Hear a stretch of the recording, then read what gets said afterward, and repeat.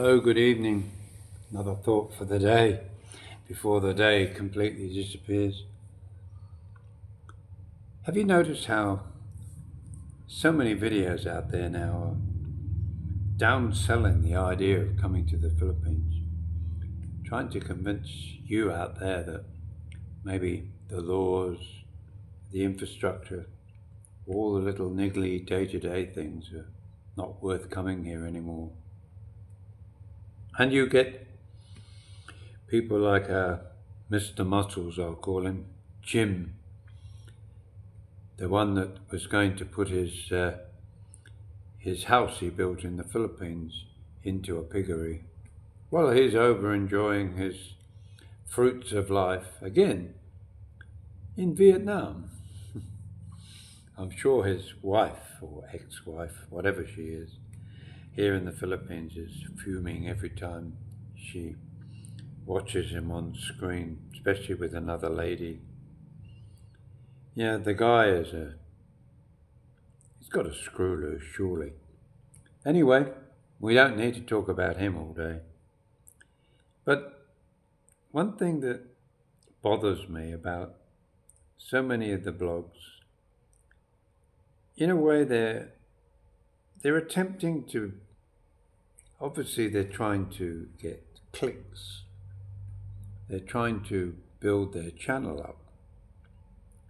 And really, having a channel is great fun. Excuse me. It's great fun having one. It keeps you active, it keeps your mind active. You share ideas with and thoughts with those that make comments, and you answer if you can as many of the video comments. I try to do all of them, but sometimes I find them a little bit later. They seem to have skipped through the web, so to speak. So I apologize if I haven't answered all of them straight away, but I try and do them as they come. But I love the Philippines. There's no two ways about it. I can't see it any other way. I love New Zealand. I love Australia. All of these three places, the majority of the places I've lived in for a long period of time in my life. New Zealand, I have two of my children living there. They're now adults. They're the fathers and mothers of many of my grandchildren and my great-grandchildren. And the same goes for Australia, where I have two sons and many grandchildren. And I will include all the daughters-in-law as well. And of course I have a son in England who, as far as I'm aware, hasn't become a father yet. But they're all doing their own thing in the places that they consider home. And for me, no matter what kind of situation throws itself at me, even at 77 years of age, 77 years young, I don't think I could ever say I don't like the Philippines. Sure, I'll agree with some of these sort of AI videos where they're just talking heads, not even to the camera, it's just a voice, telling you about all the scams and all of the different things that go on here in the Philippines. The laws, the fact that you don't have rights. Sure, we do have rights. Their rights are the same as anybody else's, really. It's just that we don't tend to focus on them. It will be harder always for us to provide ourselves with a certain blanket cover, in the sense that we know that we're safe here. What I mean by that is that if people want to say bad things about you, they can make life hard, especially as a migrant or an expat, as whoever wants to call it that. But it's only when we do get in trouble that we realize we maybe are in trouble. We're not going to get out of this easily. So of course the simple answer is don't get into trouble in the first place. I almost got myself into trouble by becoming an overstayer, but fortunately, those that decided to help me enabled me to now have a second lease of life, and I'm never going to miss my visa run again. And that's the point. These things are part and parcel of living in the Philippines. You've either got a retirement visa, a married person visa, or a tourist visa. You may also have what is the more recent one, which is, I think they call it a nomad visa. And all of these visas just enable us to stay in the country.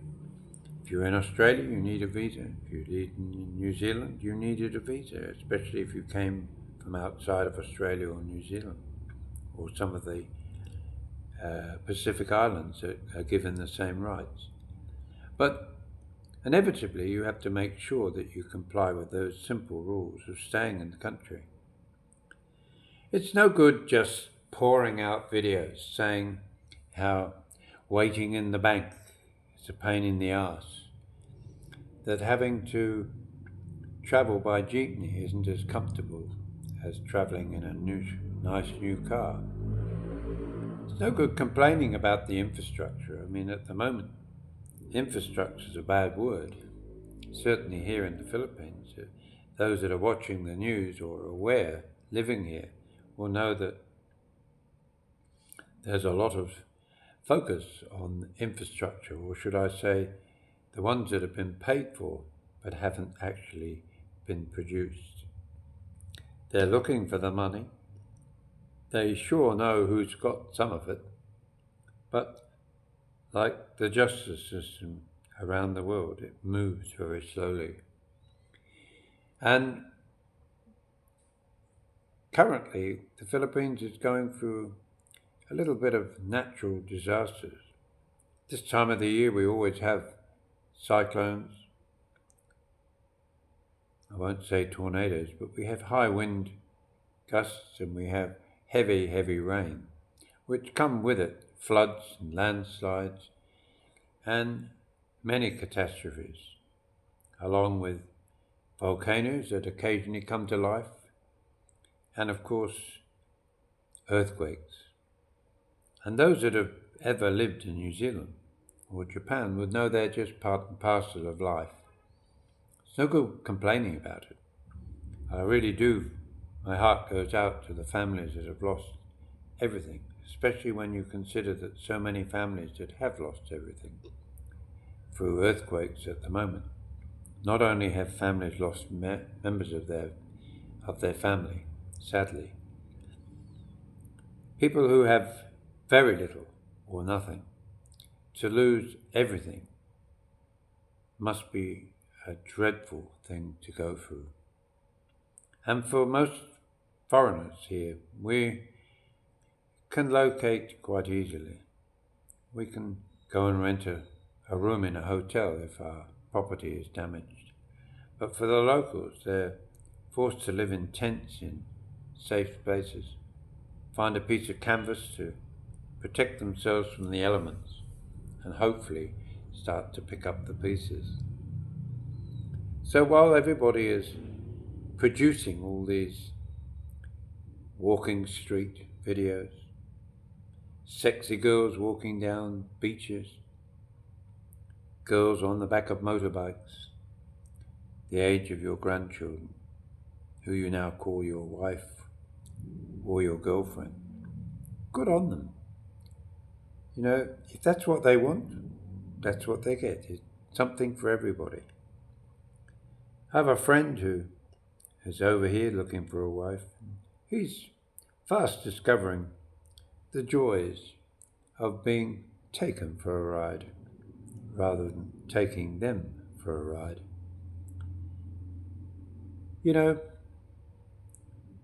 Scammers, confidence tricksters, outright fraud. It's everywhere in the world. It's not just in the Philippines. And to complain about being scammed is just part of the everyday life now. You see some terrible cases of women in England and America sending money to African countries, or maybe not realizing it's an African country, but falling in love with someone they don't know, prepared to raise a mortgage to send money to another person that they don't know, and to lose it all on some kind of love scam. It's there, it's out there. Anyone that finds a woman on Facebook or dating sites, maybe 90% of those either just want to talk to you, either they want to touch you up, so to speak, for a bit of money. How many times have you had a Facebook page and clicked on the name of maybe a pretty girl, pretty woman, and you said, oh yeah, you can join my Facebook page. And within minutes you get, hi, are you single? It happens every day. You know, I've just put myself on British expat in the Philippines on, what's it called, Twitter? No, not Twitter. Can't remember what it is. TikTok, that's what it is, TikTok. And I've been downloading the latest videos on there and a few of the older ones. I only got a dozen on there. And every day I get all these beautiful ladies. I haven't had one man yet. Hi, how are you? Love your video. Really? It's just another form. It's everywhere. We live with it every day. It's called multimedia. It's called the World Wide Web. And it's just another vehicle for people to get to meet each other, to maybe offer them an opportunity to get a helping hand. But my friend back I'm talking about before, he'd gone through one particular young lady, very, very pretty looking girl. I think not so much girl, she was a woman, about in her late 20s, I believe, early 30s. No children, never been married, been in a relationship for 4 or 5 years, and appeared to be very well organized, until, of course, my friend decided to converse with her. Initially, he forked out $5,000. Whoa, that's a lot for someone you don't know and you've never met in person. But she was very good at chatting to him online. And as a result, he became intrigued. His attention was somewhat boggled. And naturally, he was hopeful that something might come out of it. But it became, the next one was, oh, I'm sick. I'm in the hospital. I need some money to pay for my treatment. It's amazing how quickly she recovered when he sort of played hardball and said maybe she should do this and do that. Send me a receipt so I can see, then I can quite happily send the money again. Why do we do that? Why do we men feel the need to be the knight in shining armor? We make so many excuses for our bad decisions. We get to the point now where the next little one will be, I owe money. All right, well, we'll pay it. We'll pay the bill. We'll pay it. We'll take all that pressure off you. Send us a receipt. Send us a copy of what you owe. My phone won't send it. Why? Oh, there's something wrong with my phone. How many red flags do we actually have to have before common sense prevails? But for us looking for that one and only partner, we tend to turn a blind eye. But then what happens? They send the wrong the wrong reply. They suggest that, don't you trust me? Why do I have to send you receipts? And then what happens? It's all over in a flash. You know, next one please. It's the Philippines. It's anywhere in the world. I'm sure it happens in England, and I'm sure it happens in Australia the same. I've often seen on evening news about a man being charged for fraud, in effect.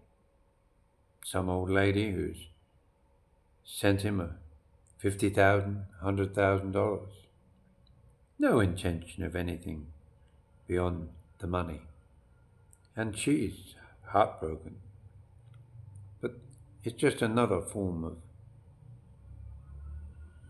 misfortune. I mean, the first day I came here, there in Nagilin, I was talking to a motorcycle company. Not a very well-known one, because I can't even remember the name of it. It wasn't one of the well-known brands. But the young guy serving while I was kicking tires, he asked me little questions like, how long have you been here? Where do you live? How much do you earn? Very personal questions. Well, anyway, sir, if you decide to buy a motorbike, here's my number. Have you got yours? And naturally, we give them our phone number, thinking, no harm.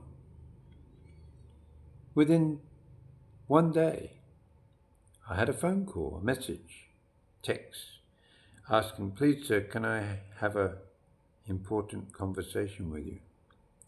And I'm thinking, I wonder what he wants. So I said, yeah, sure, I'll come into town. I'll be there in an hour. So I rocked up in there.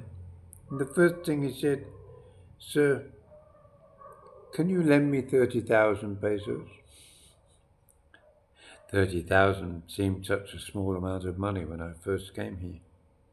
Now I know it's well over a month's salary, maybe 2-3 months for his salary. And he said, I'll pay you back. And I discovered he's living in the shop. He has no home. So if he got kicked out of the job, he wouldn't have any ability to pay me back. But fancy asking me that. But we do get asked these things. And our concept of life in the Philippines can often be dulled down by things like that. But we've got to remember that we're just fortunate that we have a steady income, be it a pension or a large sum of money. So we don't have to be like the general public, wondering where the meal's going to come from tomorrow. We are lucky here, and living here in the Philippines, for me, has been nothing short of wonderful. And it will remain that way for me, because to me, the Philippines is home. It's a place where I do trust people, unless they cross me. But that's anywhere, the same as anywhere in the world. If you trust me, I trust you. Isn't that what it's all about? Why do we have to say that we can't live here because the food is no good?